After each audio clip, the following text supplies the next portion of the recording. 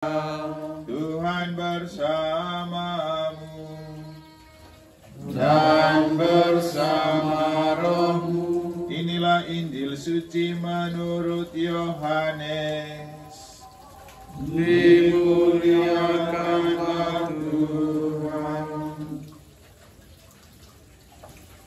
Inilah kesaksian Yohanes ketika orang Yahudi dari Yerusalem mengutus kepadanya beberapa imam dan orang-orang Lewi untuk menanyakan kepadanya, "Siapakah engkau?" Yohanes mengaku dan tidak berdusta, katanya, "Aku bukan Mesias."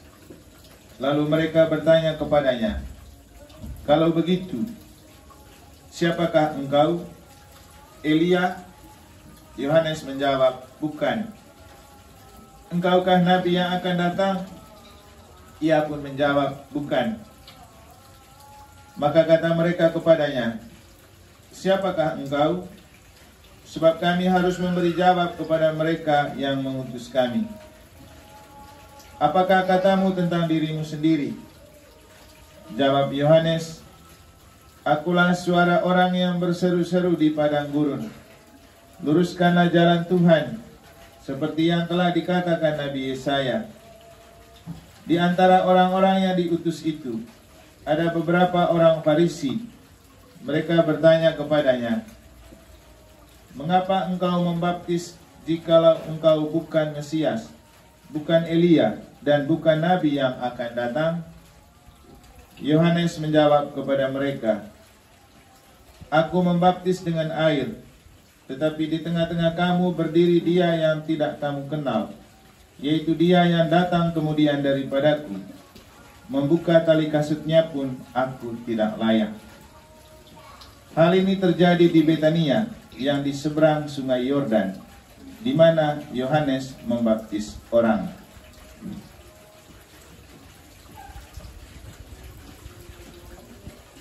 Demikianlah sabda Tuhan.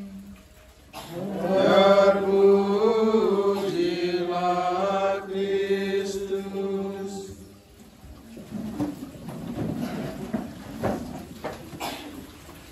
Para frater dan Bapak Ibu saudara-saudari keluarga besar lingkungan Santo Yohanes yang saya kasihi dalam Tuhan dan dalam Santo Yohanes, ada dua Yohanes yang dibicarakan dalam bacaan suci hari ini. Pertama, Yohanes Rasul atau juga Yohanes pengarang Injil yang kemudian menjadi murid yang sangat dikasihi Yesus, dan Yohanes Pembaptis yang juga sangat dekat dengan Yesus. Di antara dua Yohanes ini, rasanya yang kita pilih sebagai pelindung itu siapa? Yohanes Rasul, bukan Yohanes Bibit. Tapi bibit-bibit Yohanes itu kan lahir dari Yohanes Bibit, no? Makanya diberi nama lingkungan Santo Yohanes. Tapi untuk kita paling penting, mau Yohanes Rasul atau Yohanes Pembaptis, hal yang paling penting adalah spirit apa yang kita mau ambil dari mereka. Sudahlah, kita ambil Yohanes Rasul dan Yohanes pengarang Injil. Dan dalam bacaan pertama, Yohanes Rasul ini berbicara hal ini untuk kita. Apa yang telah kamu dengar, biarlah itu tetap tinggal di dalam dirimu.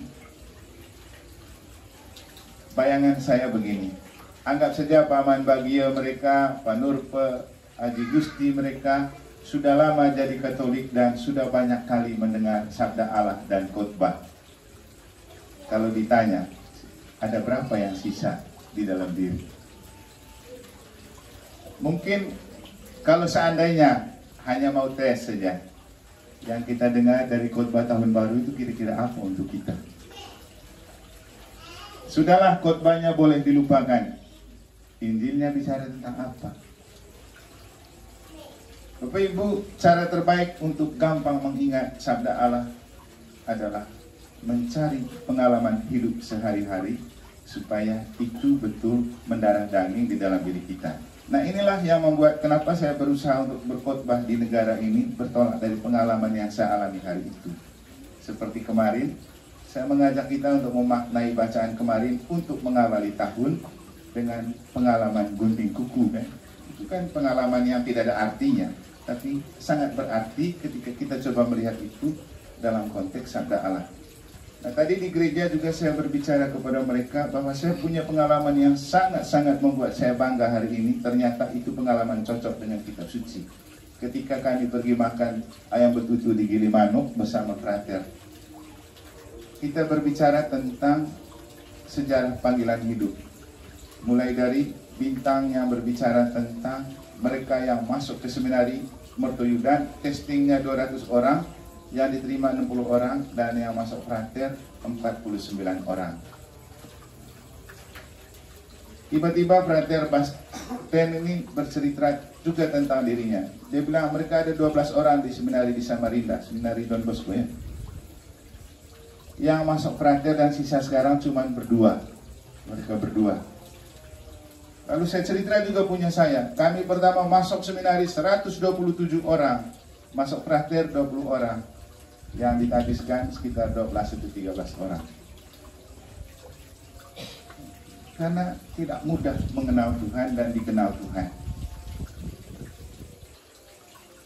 Walaupun kemudian di negara gampang sekali orang membicarakan imamnya, padahal orang susah jadi imam, berjuangnya setengah mati. Mungkin karena mereka tidak tahu dan tidak pernah mengalami kali. Tapi yang paling penting untuk kita adalah bagaimana kita memaknai hidup dari hari ke hari sebagai tanda kehadiran Tuhan yang konkret. Itulah kenapa menjadi imam itu susah. Sekolahnya lama. Kenapa? Ini frater mereka ini jangan lihat mereka live in di sini. Setiap hari mereka kirim refleksi ya frater ya. Mereka kirim refleksi dari pengalaman hari ini ke pembinanya sana. Karena mereka dalam proses tuh, namanya ongoing formation. Saya yang sudah tabis, saya mau kumpul refleksi kemana?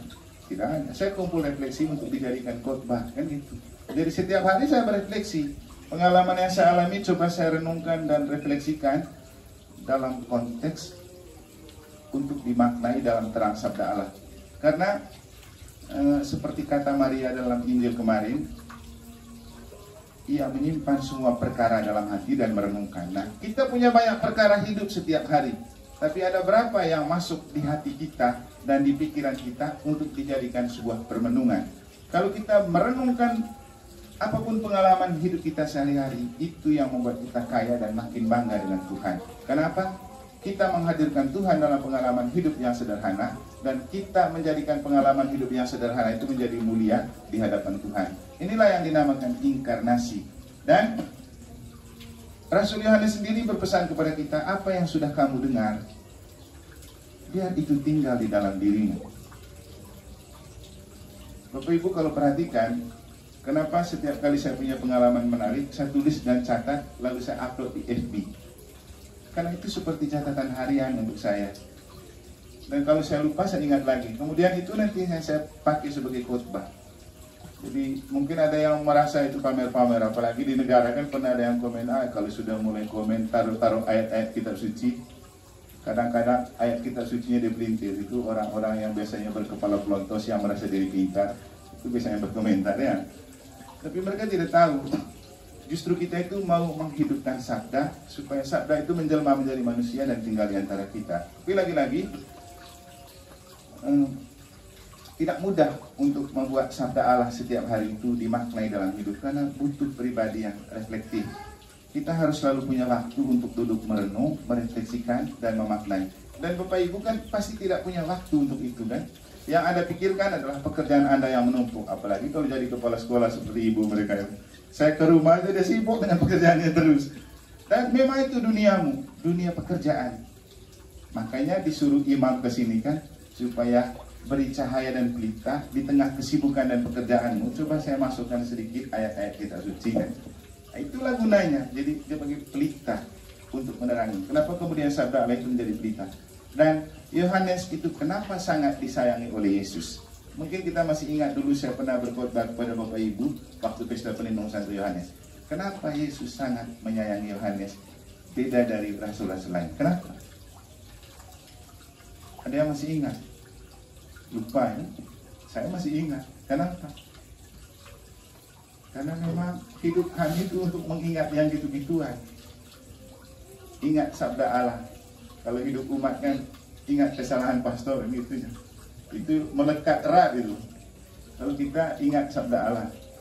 Waktu itu saya pernah mengatakan bahwa kenapa Yohanes sangat disayang oleh Yesus? Karena ia punya kecerdasan yang lebih. Otaknya jalan, spiritualitasnya jalan. Coba lihat. Ketika Yesus mati, orang pertama yang ada di kubur pergi melihat kubur kosong itu Maria Magdalena. Dan yang pertama paham Yesus itu bangkit siapa? Yohanes. Petrus tidak, walaupun kepada Petrus diberikan mandat. Dia yang ingat pertama, karena dia ingat betul kata-kata Yesus. Dulu Yesus bilang, saya akan mati dan pada hari ketiga saya bangkit. Dan kenapa kemudian Yohanes itu menemukan Allah adalah kasih? Karena ia mengalami bagaimana Tuhan Yesus sangat mengasihi dia. Itulah yang membuat dia berani mengatakan Allah adalah kasih. Karena pengalaman dikasihi Tuhan. Bapak Ibu, saya rasa kita juga terus dikasihi Tuhan. Tapi apakah itu membuat kita cukup untuk mengakui Tuhan itu kasih? Jadi kita betul menemukan Tuhan itu pengasih kalau kita menemukan diri orang berdosa yang selalu dikasihi Tuhan. Itu saja. Kalau kita tidak pernah menemukan diri orang berdosa, paling lemah, paling rapuh, paling tidak layak, kita tidak akan pernah mengerti artinya Tuhan itu punya kasih. Justru ketika kita menemukan diri paling berdosa, paling tidak pantas, paling tidak layak, dan itu yang membuat kita bergantung pada kasih Allah, itu yang membuat kita bangga punya Tuhan. Tuhan yang Maha Kasih. Kalau kita terus membenarkan diri, menyucikan diri, bukan menyucikan diri, menganggap diri paling suci, paling hebat, itu yang membuat kita tidak merindukan Tuhan yang Maha Kasih. Coba lihat Maria Magdalena. Apa yang membuat dia sangat merindukan Tuhan dan menjadi orang yang paling rajin nyekar ke kubur Yesus? Karena ia pernah mengalami sentuhan kasih Yesus walau ia dianggap sebagai perempuan berdosa. Coba lihat Sakeus. Dia dianggap sebagai koruptor, pendosa. Tapi dia merasakan sentuhan kasih Yesus. Orang yang datang mampir di rumahnya dan menerima dia sebagai seorang pribadi berharga. Itu yang membuat dia merasa dia betul dikasih Yesus. Lalu dia bilang, Tuhan, kalau saya betul korup barang orang, hari ini juga saya kembalikan berapa kali lipat. Jadi termasuk saya sendiri, kenapa saya mencintai Ekaristi? Kenapa saya ingin umat banyak ikut misa? Karena saya tahu bagaimana kasih Tuhan itu saya temukan karena misa. Begitu. Dan kasih Tuhan itu terjemah dalam diri orang-orang yang menerima dan menghargai kita. Yang kemudian saya sering katakan kepada Bapak Ibu, saya itu jadi tidak betah kalau bepergian. Karena yang saya ingat itu umat yang rajin ikut misa. Kan itu. Kalau saya pergi berarti mereka tidak bisa ikut misa harian. Karena saya tahu arti dari kehadiran kasih Tuhan dalam misa. Tapi lagi-lagi, itu karena menemukan diri orang berdosa, tidak pantas, tidak layak, tetapi Tuhan sayang. Begitu. Itulah yang membuat Yohanes sangat dikasihi Yesus. Karena ia merasa tidak pantas, tidak layak, tetapi Tuhan sangat sayang dia. Saya rasa umat di lingkungan Yohanes perlu menyadari itu pertama. Karena kita tidak pantas, tidak layak, makanya Tuhan sayang pada kita. Dan kita rindu kasih Tuhan. Dan memang faktanya kalau mau jujur ini, entah kamu terima atau tidak, dibandingkan dengan lingkungan lain yang banyak orang-orang elit, berpendidikan tinggi, berpenghasilan tinggi, kan kalah Yohanes kan? Tapi coba lihat kekompakan kalau ada tugas di gereja. Kan itu yang bisa kita lihat. Saya rasa kita terlibat itu karena kita sudah terlalu banyak menikmati kasih Tuhan. Jadi kita pergi ikut kor lingkungan, bakti bersama lingkungan. Jangan berpikir karena kewajiban lingkungan, nanti kalau tidak ikut kena cas. Boleh juga itu, tapi yang lebih penting itu karena kita merasa kita tidak tahu bagaimana membalas cinta Tuhan. Yang paling pasti siapa yang tidak berdosa setiap hari, tapi Tuhan tetap sayang. Bagaimana kita membalas itu? Saya itu sangat tertegun dan selalu menjadikan orang seperti Mama Caca, mereka itu inspirasi untuk saya. Setiap kali ada tugas lingkungan, menjadi yang pertama datang, saya perhatikan. Dan kalau kerja, betul-betul kerja, walaupun dengan sepeda dayung. Kita tahu, dia itu posisinya apa, gajinya berapa. Tapi kenapa kalau ada uruskan gereja, paling cepat dan paling pertama. Dan dia bukan asli orang Katolik. Pernah saya bertanya, kenapa sampai sebegitunya, Mak? Dia bilang, karena saya merasa Tuhan itu sudah sangat terlalu baik untuk saya. Saya tidak tahu bagaimana membalas cinta Tuhan. Jadi saya hanya memberi diri. Kalau diberi tugas, saya harus laksanakan dengan tulus. Begitu. Jadi, semua bentuk keterlibatan kita jangan diberikan sebagai ketakutan karena aturan, atau juga jangan sampai supaya dilihat orang. Tapi lakukanlah itu karena kita tahu dengan cara itu kita membalas cinta Tuhan, dan itu yang membuat Tuhan makin jatuh cinta pada kita. Jangan pikir kita berdosa. Banyak orang yang merasa, aduh Romo, masih ada orang yang lebih pantas dan lebih layak. Nanti kamu jadi dewan di sini ya. Nanti kamu jadi, jangan Romo, masih ada yang lebih pantas, lebih pintar. Siapa yang bilang dia lebih pantas dan lebih layak? Tapi kadang-kadang itu dijadikan alasan oleh kita. Saya tidak pantas, Romo masih ada yang lebih pantas. Kan sering kita tahu, Tuhan itu melihat hati, bukan melihat apa yang tampak. Orang yang tampak seperti mantap, hebat, belum tentu juga. Kan kita sudah terjebak dalam bahaya itu juga ya. Kita pikir orang yang mantap, hebat, layak dipercaya, tapi kita juga jatuh nanti gara-gara orang-orang itu. Jadi kita pakai ya, kalau tidak mampu, tapi mau. Kalau tidak hebat, tapi punya kasih. Itu yang dibutuhkan Tuhan. Sehingga sebenarnya saya senang sih melihat lingkungan Santo Yohanes selama beberapa kali hari raya ini. Kelihatan kompak, walaupun ada yang terluka dan tersakiti, tapi setidak-tidaknya kamu tetap ada bersama, kompak, bekerja bersama. Dan saya hanya mengingatkan, lakukanlah itu karena kasih. Atau seperti moto tabisannya Uskup Bruteng, itu omnia in caritate, lakukanlah apapun dalam kasih. Jadi omnia in caritate, lakukanlah apapun dalam kasih. Itu prinsip, karena kasih adalah Allah. Itu yang dapat kita pelajari dari Santo Yohanes. Dan lagi-lagi hari ini dia berpesan kepada kita bahwa tolong apa yang kamu dengar tetap tinggal di dalam dirimu. Tolong apa yang kamu dengar tetap tinggal di dalam dirimu. Mungkin catatannya, dengar apa dulu. Jangan sampai kita dengar gosip, dan gosip lebih lama tinggal di dalam diri kita daripada sabda Tuhan. Kan gitu. Nah, ini penyakit umat negara kalau mau jujur ya. Coba kalau gosipin orang, semua orang ingat dan tahu. Tapi coba tanya khotbah, mana yang tahu, mana yang ingat? Tuh, kita ke gereja itu kan untuk dengar khotbah. Nah, maka dengan ini saya mengajak kita untuk masuk ke Yohanes kedua, Yohanes Pembaptis. Dalam Injil hari ini dia bilang apa? Aku bukan nabi, aku bukan Mesias, aku bukan dia yang kamu nantikan. Aku cuma mempersiapkan jalan untuk dia. Jadi berbicara jujur tentang diri sendiri itu tidak mudah. Tapi Yohanes berani bicara jujur tentang dirinya. Karena apa? Ia mengenal Yesus. Dia tahu bahwa Yesus lebih hebat dari dia. Makanya dia merasa dia tidak lebih hebat dari Yesus. Aku cuma pembuka jalan. Aku membaptis kamu dengan air. Dia akan membaptis kamu dengan air dan Roh Kudus. Membuka tali kasutnya pun aku tidak layak. Karena dia sudah kenal Yesus. Kenal di mana? Waktu mereka di dalam rahim, mereka sudah saling kenal.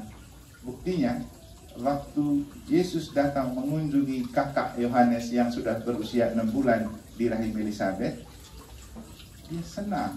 Dia melonjak kegirangannya. Jadi, bayi yang dalam kandungan Elisabeth melonjak kegirangan begitu dengar salam Maria. Maria cuma mengucapkan, tapi yang memberi salam itu siapa? Yesus yang ada di dalam rahim Maria. Rahim itu kan rasa sayang, rasa cinta, kasih. Jadi kalau kita silaturahim itu kan mengungkapkan kasih.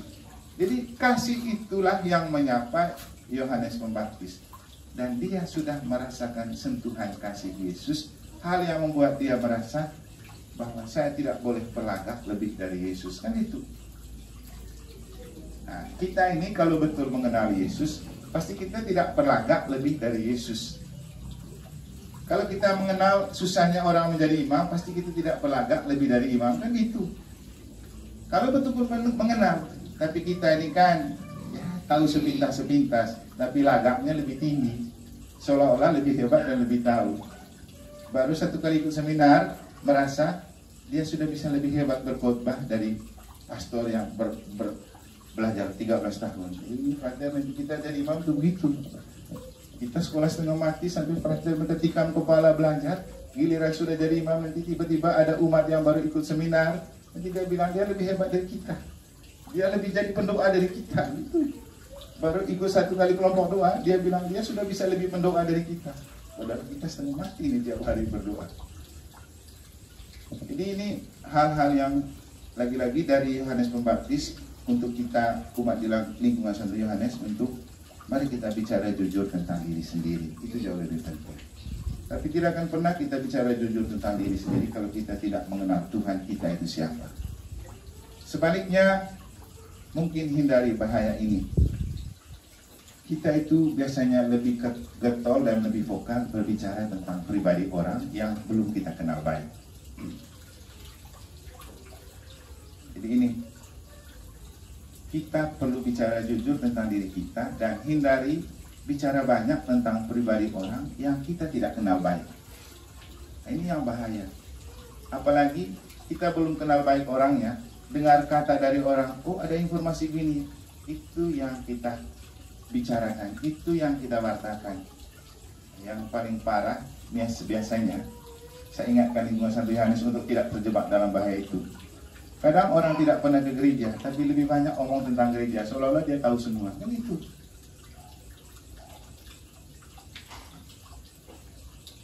Jadi dia tidak sering ke gereja, tapi dia lebih banyak omong tentang ada apa di gereja.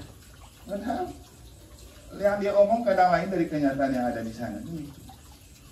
Jadi mari kita belajar dari Yohanes Pembaptis untuk bicara jujur tentang diri kita dan hindari untuk banyak bicara tentang orang yang kita tidak tahu pasti. Itulah cerminan dari seorang Yohanes Rian, gitu. Apa namanya? Kalau pengikutnya Fransiskan kan apa namanya? Fransiskanis. Pokoknya gitu. Kamu ini kan Fransiskan?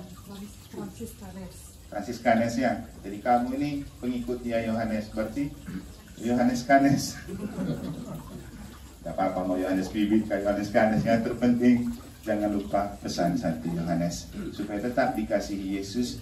Mari kita tetap mengenal diri sebagai orang tidak pantas, orang tidak layak, orang tidak berdosa, dan kita perlu memberi diri dalam pelayanan, karena dengan cara itulah kita bisa membalas kasih Tuhan. Semoga Tuhan memberkati kita.